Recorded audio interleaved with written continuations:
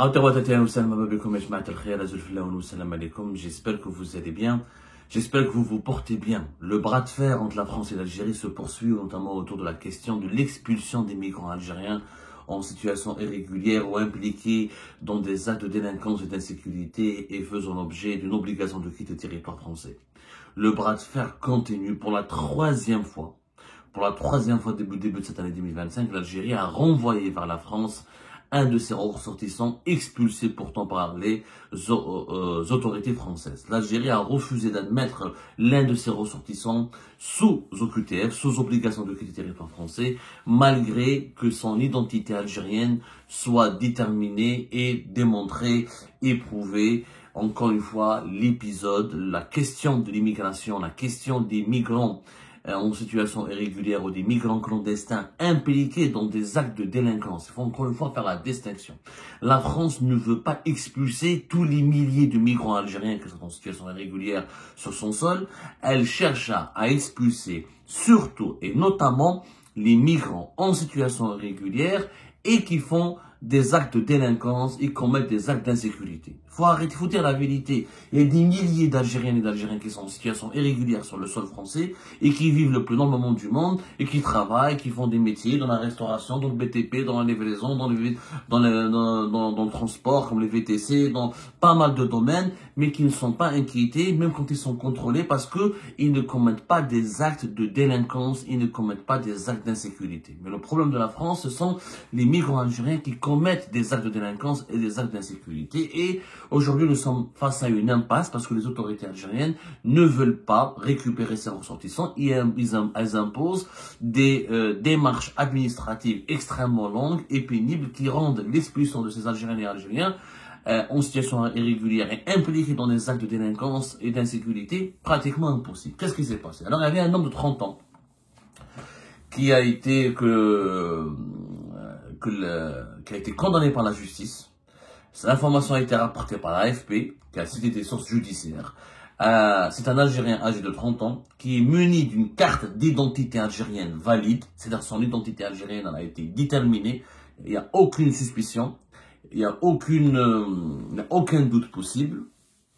Il a été condamné à 6 mois de prison ferme et à une interdiction du territoire français pour des faits de vol, recel et port d'armes blanches. Il a été condamné par le tribunal de Thonon-les-Bains. Thonon-les-Bains, c'est vers la frontière suisse, c'est en Haute-Savoie. C'est une région extrêmement belle et magnifique que j'ai eu le plaisir de visiter. C'est à côté d'Évian-les-Bains, c'est juste en face de Lausanne en Suisse. On traverse d'ailleurs, on prend un bateau pour traverser Lausanne pour aller en Suisse. C'est l'une des plus belles régions de France. Il a été d'abord condamné à la prison. Ensuite, à sa sortie au bout de 6 mois de prison, le préfet de Savoie a décidé de l'éloigner du territoire français en lui imposant une OQTF. Comme c'est quelqu'un qui a été impliqué dans des actes de délinquance, port d'armes blanches, recel, vol, donc il menaçait l'ordre public, la France a voulu l'expulser. Et je pense que c'est légitime, sincèrement. Est-ce que l'Algérie aurait accepté qu'un étranger utilise des armes blanches et vole et fait du recel sur son territoire? Jamais de la vie. Donc, le 19 novembre, il a été placé dans un centre de rétention. Le 19 novembre 2024, à sa sortie de prison, du côté de Lyon, dans l'attente de son expulsion. À l'approche du délai maximal, c'est-à-dire comme en France, il y a un délai maximal de 90 jours, au-delà de 3 mois, on ne peut pas rester dans un centre de rétention. C'est-à-dire où il est libéré et remis en liberté en attendant de trouver une solution pour l'expulser. Et là, on court le risque qu'il va commettre d'autres actes de délinquance et d'autres faits de vol, d'agression, etc. Donc, il restera une menace pour l'ordre public. Ou il est question où la France l'expulse définitivement de son territoire. Alors, les autorités françaises ont décidé, dans la nuit du 10 au 11 février 2025, de l'expulser vers l'Algérie. Il a été mis dans un avion, il a été escorté par des policiers à bord d'un vol pour l'Algérie, direction Oran. Ils l'ont envoyé vers Oran, il serait originaire de l'Oranie, de la région d'Oran.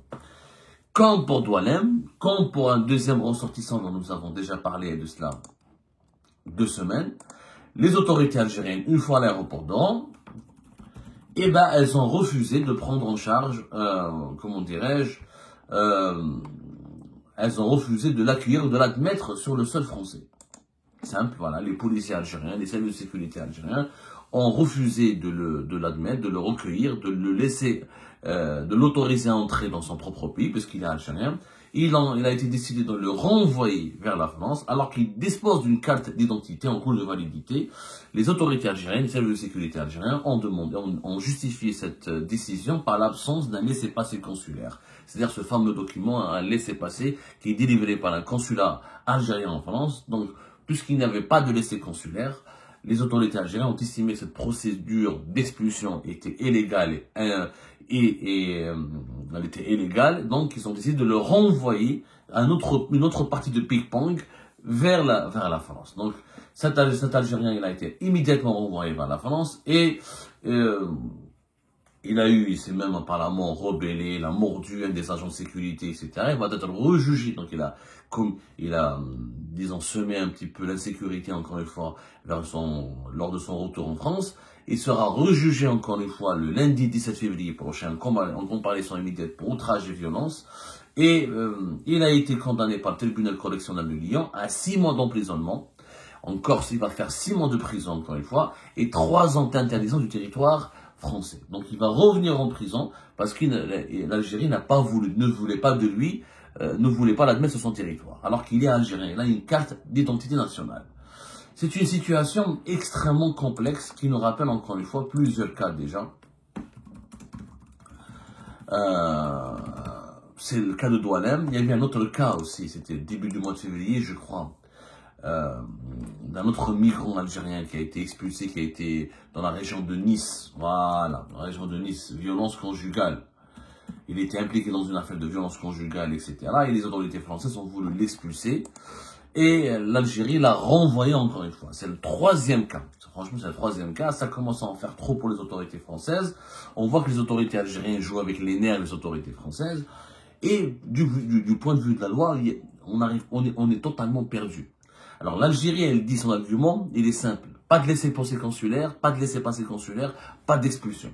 Pour les autorités françaises, il ne peut y avoir les laissez-passer consulaires sont nécessaires quand il y a l'absence d'une pièce d'identité. Quand il y a l'absence d'une pièce d'identité, voilà, le précédent cas, c'était le 5 février. C'était le 5 février 2000, on en a parlé le 5 février 2025, donc il y a à peine même pas 2 semaines. Ça s'est passé le 1er février dernier. Voilà, c'était lors des premières semaines du mois de février, et c'est un Algérien qui était impliqué dans des actes de violence, etc., et qui, la même chose, ne disposait pas d'un laissez-passer consulaire, l'Algérie l'avait refusé. Donc l'Algérie, elle a imposé une exigence extrêmement ferme. Tous les Algériens qui doivent être expulsés par les autorités françaises doivent demander un laissez-passer consulaire. C'est les consulats d'Algérie en France ne donnent pas de laissez-passer consulaire. L'Algérie renvoie ces Algériens, alors que ce sont des Algériens, vers la France.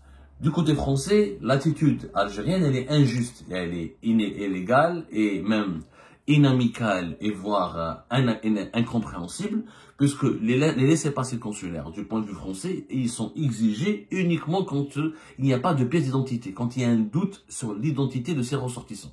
S'il n'y a pas de doute, si l'identité algérienne de ces ressortissants des ressortissants qui font l'objet d'une procédure d'expulsion est déterminée, c'est l'identité algérienne, c'est la nationalité algérienne, elle est démontrée, c'est-à-dire que si cet Algérien qui a été arrêté a un passeport en cours de validité, il a une pièce d'identité algérienne en cours de validité qui n'a pas été trafiquée ou falsifiée, il n'y a pas besoin de laisser passer le consulaire. Donc il y a 2 interprétations juridiques.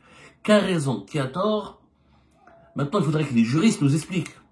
On va essayer d'approfondir ce sujet parce qu'il y a les conventions consulaires de Vienne de 1963, il y a les conventions consulaires algéro-françaises de 1974. Chaque article de loi est interprété différemment. Après, il y a une logique. Si on applique la logique, on pourrait donner raison aux autorités françaises. Il est algérien. Il a la carte d'identité algérienne. Si la pièce d'identité n'est pas falsifiée, n'est pas trafiquée, si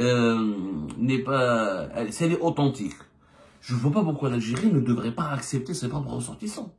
Maintenant, s'il y a un doute sur ces pièces d'identité, une fois qu'il arrive à l'aéroport d'Oran d'Alger, une fois qu'il arrive sur le territoire algérien, rien n'interdit à la PAF, à la police aux frontières algériennes, de faire une audition, de vérifier les identités. S'il voit qu'il est vraiment algérien, si son algérianité, sa nationalité algérienne est vraiment confirmée, l'Algérie ne peut pas le renvoyer. C'est rare où des pays renvoient leurs propres ressortissants vers l'étranger. Maintenant, si les pièces d'identité sont falsifiées et que c'est pas un Algérien, c'est vraiment un cas rare, je vois pas pourquoi on va falsifier une pièce d'identité algérienne. C'est extrêmement rare. Hein. Peut-être ça existe, mais c'est extrêmement rare. Généralement, on falsifie des papiers français, des papiers européens, pour pouvoir résider dans les pays européens. Mais falsifier des papiers algériens, c'est extrêmement rare. Donc, si on applique une logique rationnelle, je peux dire que les Français ont raison. Il est algérien, la personne, l'individu, il est algérien. Il fait un acte, il commet un délit en France. Il alimente de l'insécurité. Il menace l'ordre public. Il agresse avec des armes blanches. Il vole. Et des Algériens qui ont tué, qui ont perpétré des crimes, qui ont blessé gravement, mortellement. Il est légitime de la part des autorités françaises de ne pas conserver sur leur territoire des individus dangereux, comme il est légitime de la part de l'Algérie demain de ne pas vouloir conserver sur son territoire des individus dangereux.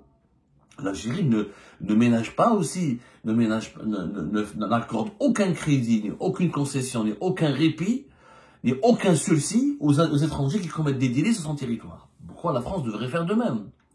Alors, les avocats des policiers lyonnais qui ont été blessés ou qui ont été mordus, entre guillemets, ils ont été mordus par cet Algérien lors de son opération d'expulsion, a dit que pour les policiers, les reconduites vers l'Algérie, ça devient une mission impossible. Jusqu'à présent, cet avocat s'appelle Laurent Boé. Il a fait une déclaration à l'AFP. Il a dit que jusqu'à présent, il suffisait d'une pièce d'identité en cours de validité pour reconduire les ressortissants algériens ou un laissez-passer consulaire. Désormais, comment faire? Alors auparavant, effectivement, les autorités algériennes, quand elles recevaient sur son territoire, quand les policiers français ramenaient dans un avion à destination de l'Algérie un ressortissant algérien muni d'une pièce d'identité algérienne, les autorités algériennes ne le refusaient pas. Mais maintenant, ça a changé, c'est depuis le début de la crise. Effectivement, depuis le début de la crise.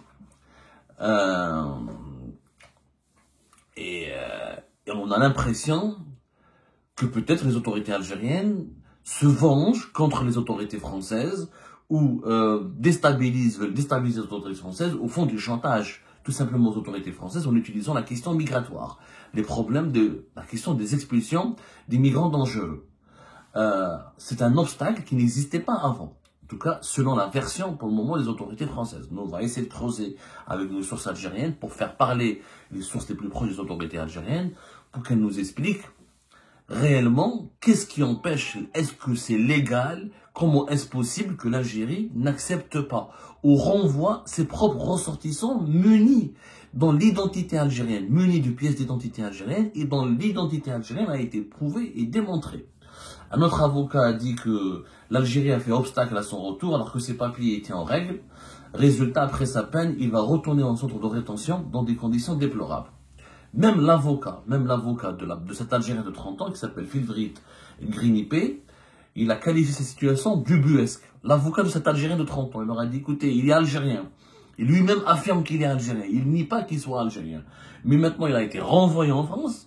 Il a été chassé, expulsé par son propre pays. Il va faire de la prison en France. Ensuite, il va revenir dans un centre de rétention administrative. Donc, c'est-à-dire, il y a une pique-pongue, franchement, un jeu de pique-pongue. Et ça devient ubuesque. Alors, un autre événement encore plus dramatique, entre guillemets, dramatique dans le sens où il aggrave les tensions entre les deux pays.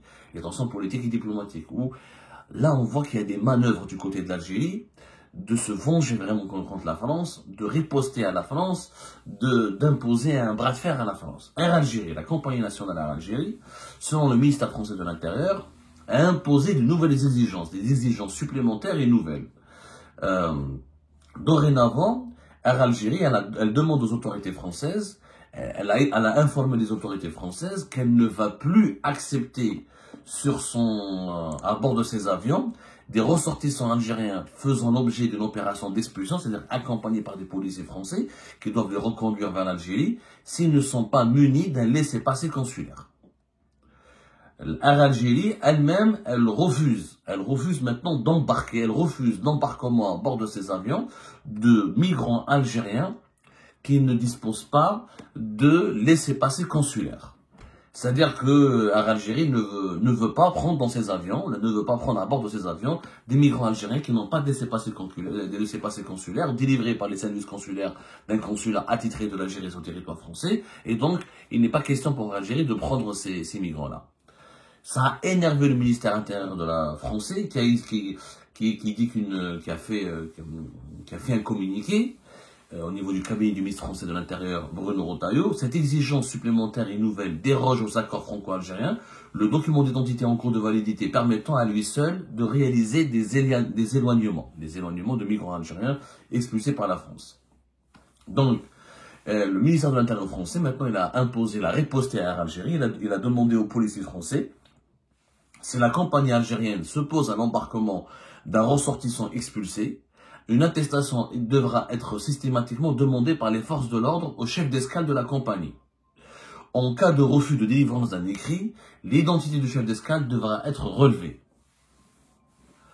Voilà, c'est une note du ministère de l'Intérieur français qui a été communiquée aux aéroports compétents par les services de la direction interdépartementale de la police nationale et de la direction départementale de la police nationale. Donc les policiers français vont maintenant demander aux chefs d'escale, vont faire la pression, vont exercer des pressions sur les chefs d'escale d'Air Algérie pour leur demander des attestations écrites qui démontrent qu'Air Algérie ne veut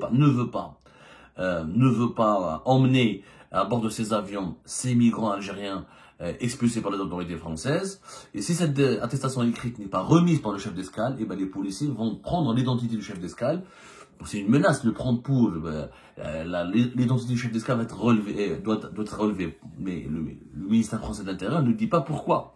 Est-ce que le chef d'escale d'Algérie risque des poursuites judiciaires? Est-ce qu'il risque d'être auditionné?